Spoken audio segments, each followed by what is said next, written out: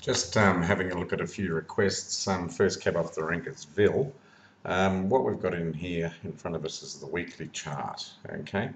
And it's not a very pretty chart at all, okay? I know nothing about this company, and with most of the ones that we'll be talking about today, I probably don't know a great deal about them. I'm just going to have a look at the charts. On the chart here, on the weekly, we can see a head and shoulders pattern, okay? This is a neckline through here, and it really needs to get back up above that neckline. Otherwise, it could be revisiting the bottom back down here, okay? As I said, this is a weekly chart. This is the weekly indicators at the moment. It's shown oversold and looks like it wants to bounce, okay? But our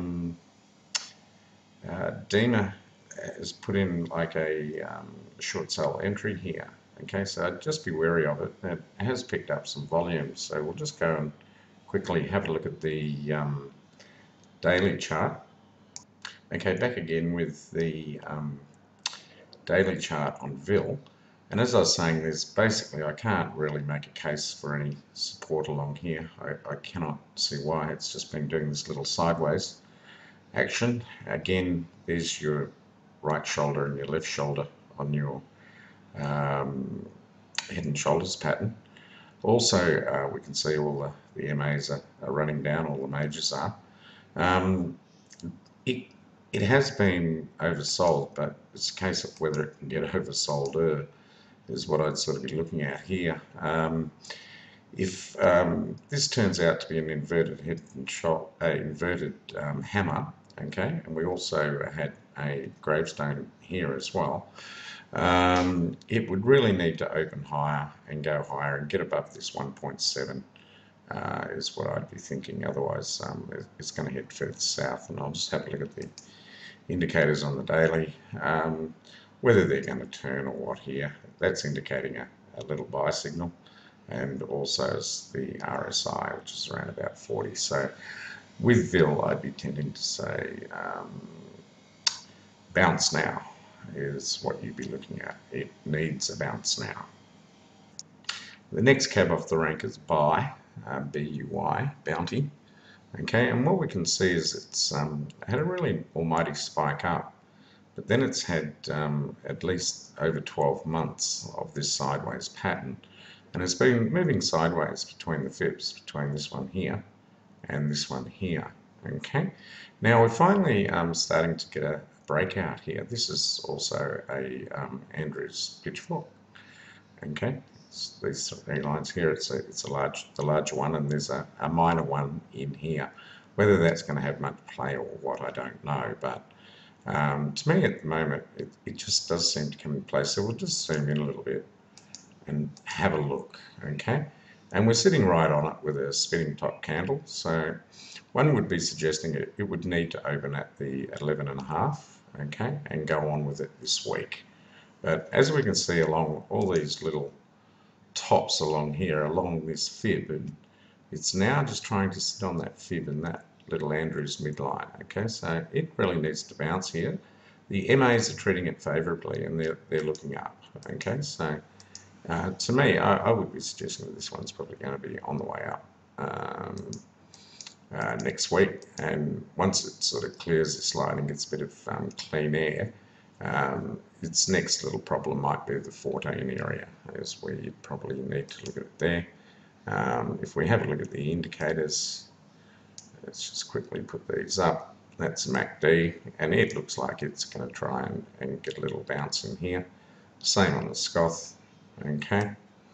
And then let's just have a look at our Deemers down here.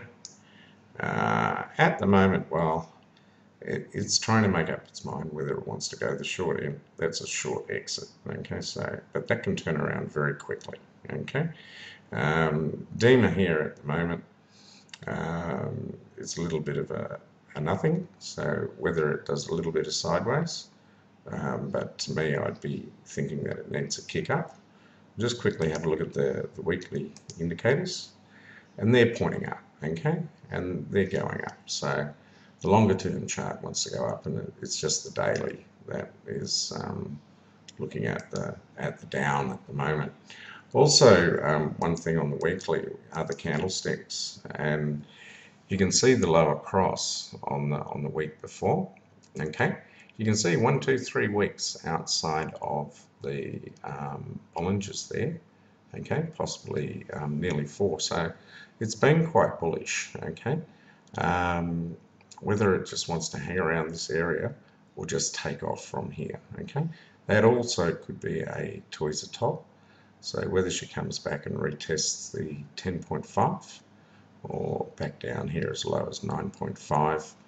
I don't think that's going to happen actually. I think it's probably going to open up higher or at the 1150 and close higher next week. And if it does that, it's probably well on its way up to, like I was saying before, around the 13.5, 14 mark anyway. But that's what I'd be thinking about buying. Next cab off the rank is QMN, which is Queensland Mining Corp. Okay, can't really see much in this thing here at all, really, to me. I really had to struggle hard to get a decent y-axis on it. To me, it looks like it could be on this little fib here. That's your local fib set here. These are a little bit more overall, but they're not the entire overall fibs. They're taken from a high just back a bit, okay? And it seems to be playing them quite well. You know, well, that one there was the top, okay? I'd be thinking if it doesn't bounce off this 50% here, and it's probably got a good reason. Our little standard error band, okay, is still heading in that direction. So that could bring the stock price up with it. I don't know what sort of volume caused that little bit of a sell-off there, but it was back to the 50% of this run. Okay, MAs have pointed out, okay, whether it goes a little bit sideways first and comes back and retests this 8.6, I don't know, but indicators aren't giving me anything on this much at all. It looks like it wants to come off. That's what I'd be thinking, like that. Retest the 8.6 and then probably have another go. But yeah, that's about the best I can do for you on that one. The next cab off the rank is Mum, M-U-M, which is Mount Magnet South. Okay, traded this myself last week. Interesting one. It has a gap up here at 16. Okay, so it suggests that would fill, and it also has another gap in here at 9.5, which is not far away. Why I've zoomed it out here is because this stock is another one of these like Buy that's had a long sideways movement. When you get stocks that have a long sideways movement, that's time period, and the next thing they do is price. Okay, so if you have a lot of time, then you'll have a lot of price. Okay, the interesting part about this stock here was being quite heavily bought up from off screen. Okay, and people were buying a lot of it, like 1.3 mil at 13.5 cents or 13 cents at a time. Okay, is what sort of basically caught my eye. It's made a little top up here at the 14.5. Okay, it's now made a gap. Okay, and this candle here could be a morning star. Okay, candle. Okay, with the lower gap, which needs to fill, so a higher open than 11 on Monday would tend to be looking at seeing the stock going back up and filling that gap, okay, and still leaving this lower gap, okay. The other thing to look at though are indicators. This fib here is the first of the full fib set, okay, from all-time full set fib set. This is what I've got here as from this run from here to here, okay. Whether it's going to come back, retest the 50% and take out the gap, I don't know at this point. Okay, it'll all depend on open on Monday.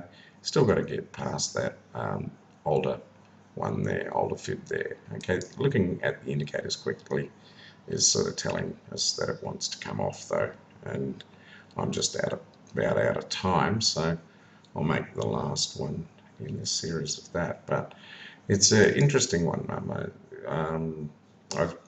I just couldn't believe the amount of buying, so something's going to happen with this stock sooner or later. I wouldn't mind betting, okay? And that's its overall chart, just to give you another idea.